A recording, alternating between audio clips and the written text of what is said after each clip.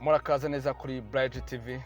Nkuko mubibonye ni indi breaking news ije n'amakuru mashya abyutse aza mu gitondo muri iki gitondo kuri Twitter ya Trump abyutse mu gitondo rwose muri iwabo wenda bwari bwije hari nka saa 12 cyangwa saa 11 ashizeho tweet avuga ku bigendanye na ni bya immigration ubwo ni immigrant visa hari amakuru mashya bashize muri kino gitondo. Mbere na mbere ngira ngo mwibuka ko twabanje kubaha iyi video nimugoroba twashizeho video ivuga ku makuru mashya ahari ya green card. Ngira ngo reka tubanze tubereke aho twakwiye source ko hari mwana babango ntabwo byari byizewe. Reka tujye kuri screen tubanze tubereke. Ngira ngo reka tubanze tubereke ya Twitter bari bakoze ubushize reka tubanze tuyibereke iyo Twitter bari bakoze ubushize ni travel state department travel states ndaringi isiza travel state department. Mnabona ko ari iri verified. Hariho ibyo bari bavuzeho n'umuntu wari wanditse ikibazo abaza kigendanye n'ibyo ngibyo bya DV 2021 unayibona ko reka turebe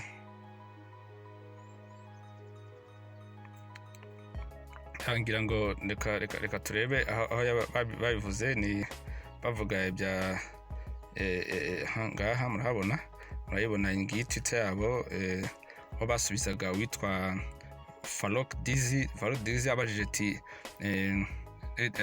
any news about DV 2022 and the result of May 2020 yandikira travel government nawe yatwitinzeho. So rero baje kumusubiza ni travel state department cyangwa travel government. Baramusubiza ati we are postponing the opening of the entrance status check for DV 2021 applicant for June 6, 2020. The delay opening will not negatively impact our ability to pre-process and schedule DV 2021 interviews, which are scheduled to begin on October 1st, 2020. Doringo yanting dear travel team, your information on delay on the opening DV 2021 enter status checker has not been confirmed by KUNTOKE Consular Center. Ni KCC nyine iriya ishinzwe ibintu bya green card. When I called and asked that matter, they responded that the result will announce it on time and there will not any decision on postponing. So rumva abangaba n'ungu n'umuntu witwa Kumar nawe wese wandikira iyi travel government ababwira atariko ibyo bintu byanyu ntabwo biri kuri ntuza biri kuri ya account ya KCC ntabwo biri kuri account. Ariko nguyu NSB Makuriro we yaravuze ngo it doesn't matter whether is Saturday. Ni wa muntu nababwiye wabajije ngo June is Saturday. I do not think if it is true. I don't believe in this publication. Ati ntabwo ari ikibazo cyo kuba biri Saturday. ni cyase musubiza ngo ni computer, ni kuvuga ngo ni computer igendeye ikabiprograminga. Ni cyase musubiza. So rero namakuru turimo turagenda dukura kwa hantu hizewe ibinyamakuru nako ama account yizewe rana iri verified. Yibashizeho kara kantu gatikinze ibiri verified reka nibereke neza kara kantu gatikinze no kuvuga ngo ibiri iba yemewe ntabwo ari za fake accounts ziba zihari. So rero ni ibintu biba byizewe ngaye ngo rero reka tugaruke ku by'uyu munsi byasohotse. byangira ngo maze kubyibonera ko ibintu tubahereza ni ibintu biba byizewe ntabwo ari ibintu tuba tugakwiye ahantu hose harimo abakikatse abo ntabwo baba ari abatekamwe twenda barimo barakora ibintu nk'ibyo ngibyo ni ukuvuga ngo tugenda gukora ibintu tuba tuzi ko dushobora guhagararaho tukerekana ko ari ibintu bizima. So andi makuru mashya rero nayahindutse muri aka kanya agendanye na of course na green card kuko iri muri immigrant visa ni ama visa umuntu agenda agiye kuba muri Amerika agakorerayo agashaka iriya social security agakoranya akaba umuturage wa. So rero green card iri uburyo bwinshi butandukanye harimo green card ya DV lottery uhabwa kuko wakoze DV lottery ukagenda ugakina ukabasha gutsinda. Harimo green card yindi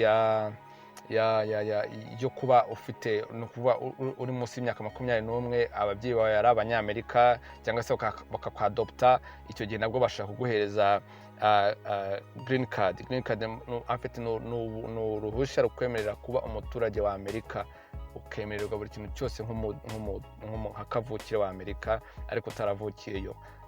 Hari indi green card yo kuba uri impunzi ukagenda harawitwa kuri impunzi ukagenda ugasabwa n'igihugu tugenda nabwo baguha green card. Rero nubwo buryo bugiye butandukanye bw'ama green card. So rero Trump asohoye itangazo mu kanya ngire ngo reka nze mbibereke kuri Twitter yiwe iri official ni itangazo asohoye rwose ngo bashize amasaha make cyane arisohoye n'impinduka zibayeho kugendana n'iriya video twakoze. So no kuvuga ngo byose iyi video ngiye gukora igiye kutibisobanura. Reka tujye kuri Twitter ya Trump aho abivuga. Katurebe. Reka tujye kuri ntuza yiwe account yiwe direct tubashe kubibonaho aho avuga. Murabona ko ari account iri sorry murabona ko ari account iri verified ndana following. So murabona ko ari account following. Rero hari aho yabivuze avuga kuri iyo ntuza dore murayibona ni nayo ese ashira hejuru hashize amasaha 8 abikoze. Ni ngiyi ngo in light of the attack from the invisible enemy as well as the need to protect the jobs of our great American citizen, I will be sending an executive order to temporarily suspend immigration into the United States. No kuvuga ngo byo yabyise attack from the invisible enemy. No kuvuga ngo ni mu rwego rwo kwirinda ko haba ikibazo. Ntabwo yagize asobanura ibintu byinshi. Invisible enemy maybe ashaka kuzabivugaho. Murabizi ko ngira ngo hari ahantu yaje no kuvuga ko ashobora kuba afite conference ari buze gukora. Ndaza kureba neza ndaza kwibereka ariko iyi ngiyi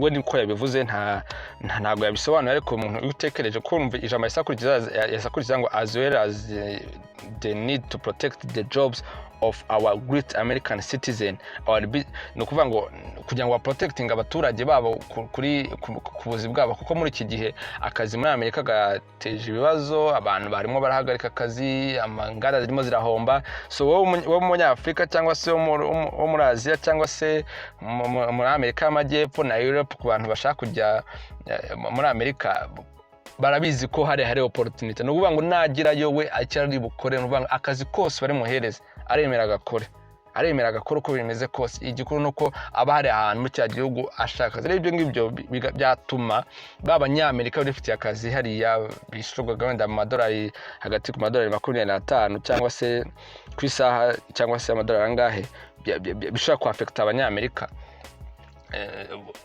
kuko uragenda ukorera amadolari make cyane. So rero ibyo ngibyo byatumye akuraho izi ntuza gukora yashyande avuga ngo I will be sending an executive order to temporarily suspend. Temporary no kuvuga ngo ni mu gihe gito suspend immigration into the United States. No kuvuga ngo mu binjira muri Amerika giye kuba bihagaritse ariko bikavugwa yuko ari immigration visa ntago ari non immigration.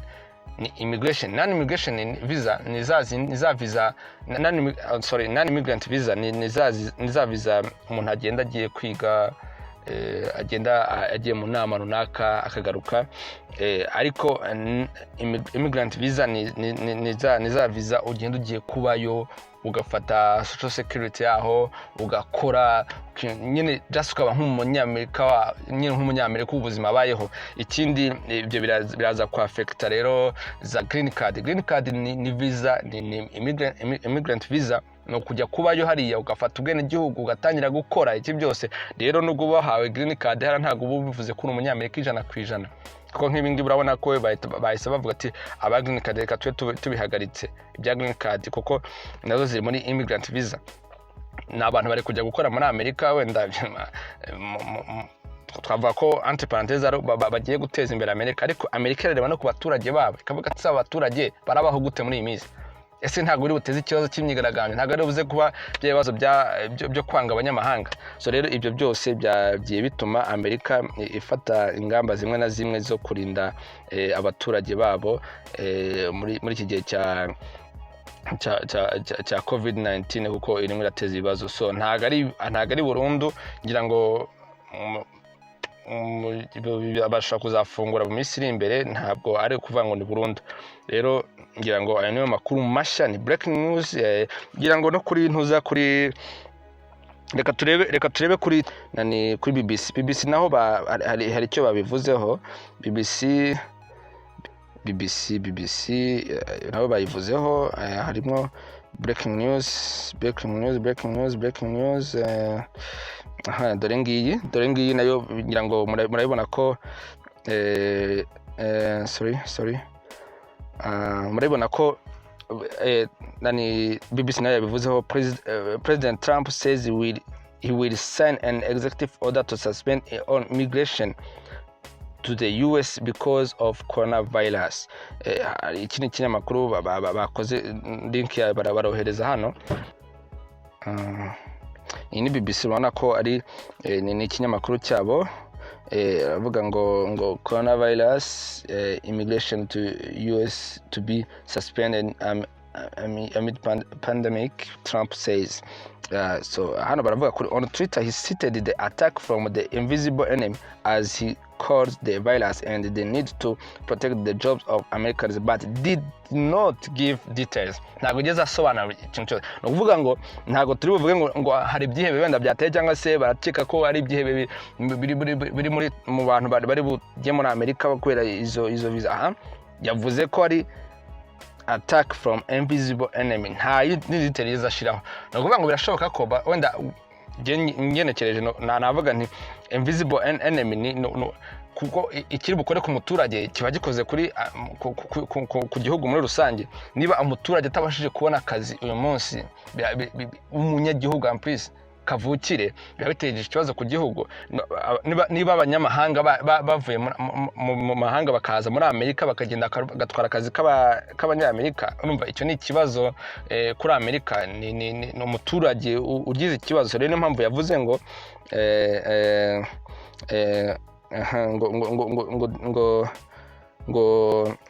the attack from the invisible enemy as he calls the virus, and they need to protect the jobs of Americans. So rero no kuvuga ngo hari imwe ibintu bigiye bitandukanye, ashaka kuba ari iyo virus koko yita gutyo, cyangwa se ari abantu bari bujyeyo bagiye gushakamo akazi, bakaba batuma akazi ku banyagihugu bakabura, kandi bari bagafite muri gihe mugakorera n'amafaranga make. Ko ni umunyamerika yakorera amadolari 25 ku isaha, wowe ukaza ugakorera amadolari 18 ku isaha. Wa muyobozi w'icyo kigo ashaka kuzagufata wowe kuko uvuga ati uramuca makeya. Ibyo bigira ikibazo ku banyamerika. So rero nicyo kintu kiba cyabaye. Reka tugaruke dusobanura kandi kantu gatoya. Yangira ngo murabibonye ko ari amakuru yizewe, nta kundi abari bategereje ya result za green card. Turaza kureba neza igikurikiraho. Abantu barimo baravuga ko ngo green card nayo irahagaritswe, wenda ire tariki 6 bari bavuze ishobora kuba ivuyeho nayo. No, ntago kuba babihagaritse, biri temporary. Mwabonye ko biri temporary, ntago ari burundu. So bashaka gusohora ejo bundi result, ahubwo noneho bya bindi byo kugenda dukora amantuza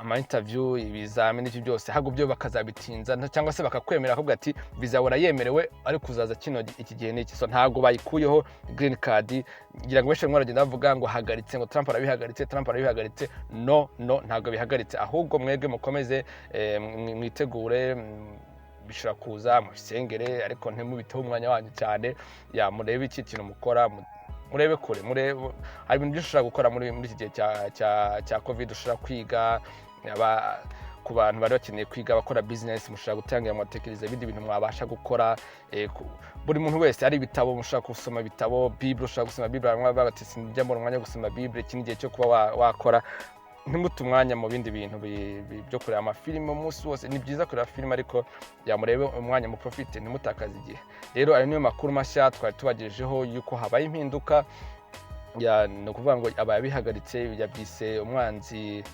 utazwi kuko ikintu kiza kikabangamira imikorere y'abaturage akazi kabo kakagira ikibazo ibyo byose ni ibintu bishobora gukora ku muturage ndetse bigakora no ku gihugu muri rusange rero yabyise attack enemy invisible enemy so no kuvuga no umwanzi utazwi ari ibyo ngibyo haraho yabisobanura avuga ko ari virus ni BBC yabivuze ngira ngo nayiberetse bavuga ko ari virus ariyo bise umwanzi utazwi cyangwa se akaba wowe ugiye kujya muri Amerika uvuga ati ngiye kugenda hari akabisa nkoresha amafaranga bikaba byatuma abaturage babo bondabo batabona akazi kuko ngo hari ikibazo cy'akazi abantu benshi barakazi bafite barahagaze baricaye mu rugo abikorera mwumva nibibazo bihari bitameze neza keep up mukomeze mukore subscribe aho ngaho aho hasi mukoremo subscribe murabona akazogera kaje mugakandeho murabona ahantu handitse all naho mukandeho mugire tick mugire all kugira ngo muzajye mubona amavideo menshi tuzajya tubahereza be blessed, stay home, stay safe, ciao.